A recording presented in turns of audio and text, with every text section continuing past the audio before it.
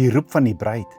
Abba Vader roep my en jou nie net uit slawerny nie, maar as sy bruid. En so baie mense dink dat Abba Vader wat ons so lief het, wat sy seun gestuur het, net gekom het om ons pyn en lyding te red. Maar hoor dit, Yeshua het ook gekom om jou syne te maak, jou identiteit in sy naam bekend te stel en jou in die volheid van sy koninkryk te vestig. 'n Erfdeel van ewige glorie, mag en lig.